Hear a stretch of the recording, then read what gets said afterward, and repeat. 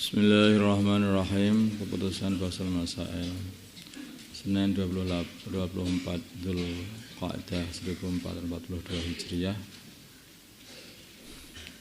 5 Juli 2021 Masehi. Masalah pakaian nyasar dari laundry. Ghufran adalah salah satu pelanggan laundry. Suatu ketika tatkala dia membaca cucian laundrynya yang sudah bersih dicuci ke asramanya, yang sudah bersih dibawa ke asramanya, dia menemukan beberapa pakaian yang bukan miliknya. Jadi dia itu membawa pakaian dia, ternyata ada pakaian asing yang ikut di pakaian dia ketika diambil dari tempat laundry itu, dari pelundrian itu. Pertanyaan, bagaimanakah status pakaian yang bukan miliknya ternyata bercampur dengan pakaiannya.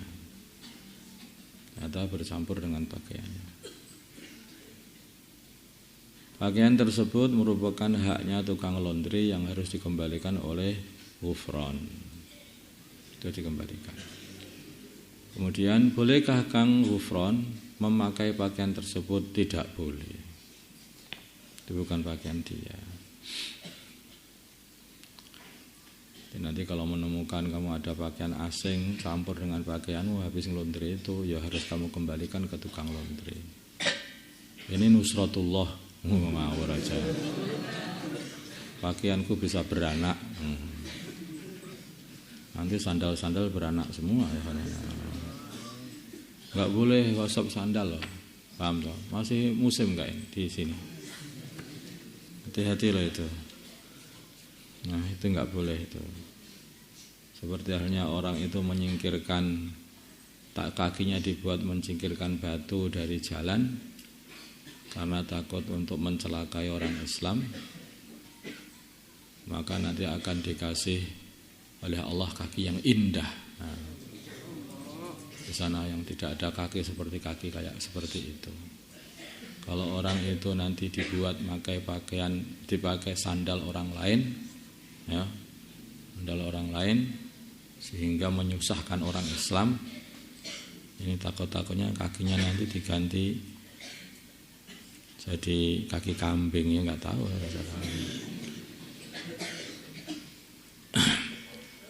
Dua, pakaian berkurang dari laundry.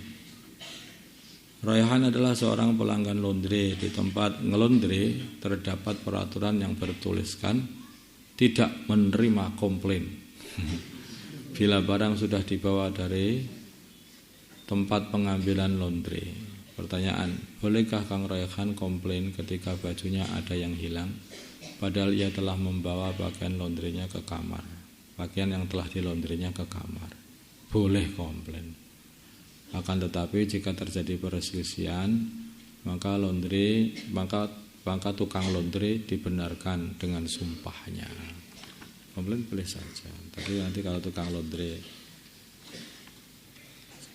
berani sumpah untuk bahwa sudah semuanya dulu ya hanya segitu itu jumlahnya, kok kamu minta lebih itu loh, kamu seperti itu.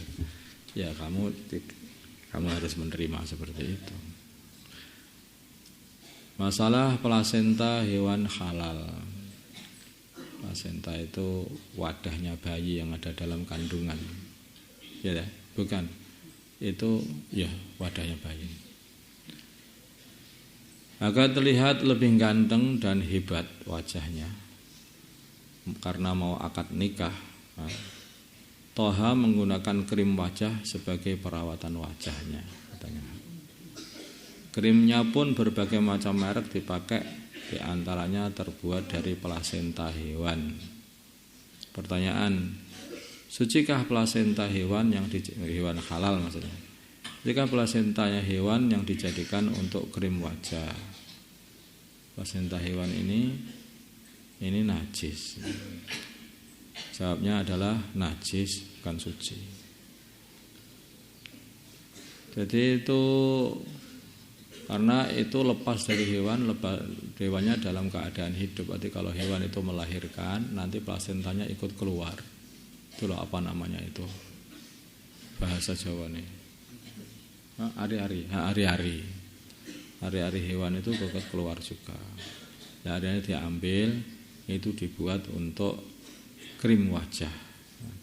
Biar wajahnya kayak ari-ari. Jadi agak air nggak tahu. Jadi itu dibuat seperti itu. Orang-orang itu nggak tahu itu ya apa betulan apa yang enggak ya nggak ngerti. Yang jelas itu usahanya pedagang saja.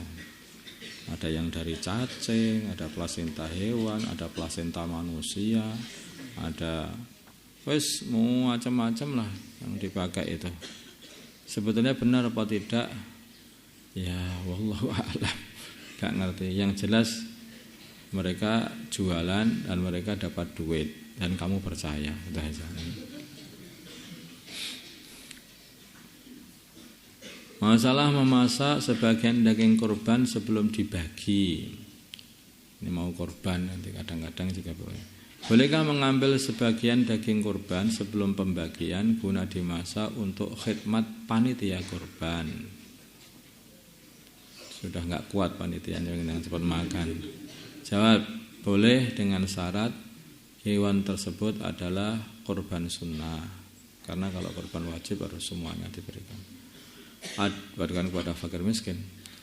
Ada sebagian dari daging kurban yang diberikan kepada fakir miskin dalam keadaan mentah.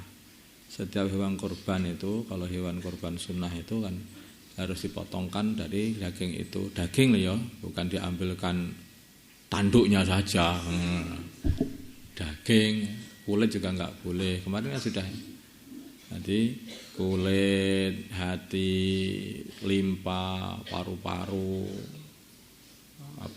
usus itu bukan daging. Jadi yang diberikan fakir miskin itu harus daging. Diberikan sebagian itu untuk fakir miskin setiap korban itu. Makanya kalau korban itu harus diambil dulu. Habis sembelih sisihkan khusus fakir miskin. Habis sudah ambil dipotong khusus fakir miskin gitu. Itu yang ada. Nanti jangan dimasak semuanya. 2, ada sebagian dari daging kurban yang diberikan kepada fakir miskin dalam keadaan mentah, bukan mateng. Nomor 3, ada izin dari orang yang berkorban. Karena seharusnya itu orang yang berkorban yang berbuat seperti itu. Maka harus minta izinnya.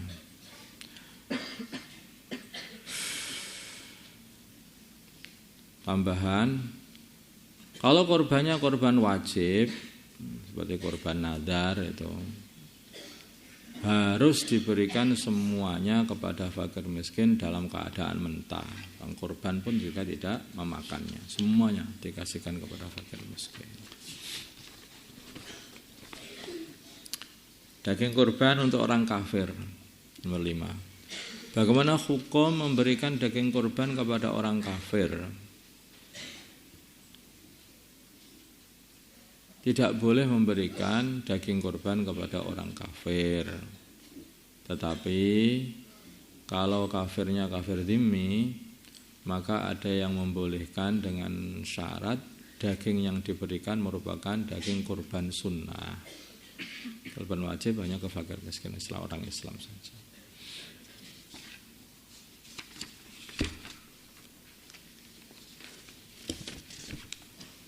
Ada sebagian ulama yang membolehkan.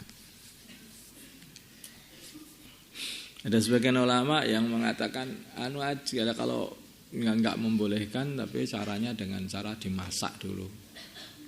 Kalau kamu ada yang sebagian daging korban sunnahmu kamu masak, terus orang kafirnya itu diikutkan bareng makan gitu, lah itu juga boleh. Makan makanan masak. Jadi akhirnya suguhan tamu akan jadinya itu. Sebagai hidangan tamu, kan diberikan sebagai daging korban mentah, enggak. Jadi ada yang membolehkan tadi sebagian ulama. Allahumma shalli ala sayyidina Muhammad wa ala sayyidina Muhammad wa sallallahu ala sayyidina Ibrahim wa ala ali sayyidina Ibrahim wa barik ala sayyidina Muhammad wa ala sayyidina Muhammad wa ala sayyidina Ibrahim. Allahumma arham wa sayyidina Muhammad Allahumma ighfir sayyidina Muhammad wa aslih alif baina qulubihim wa sayyidina Muhammad Allahumma shalli ala sayyidina Muhammad sallallahu alaihi wasallam Muhammadin wa ala alihi wasallam alhamdulillah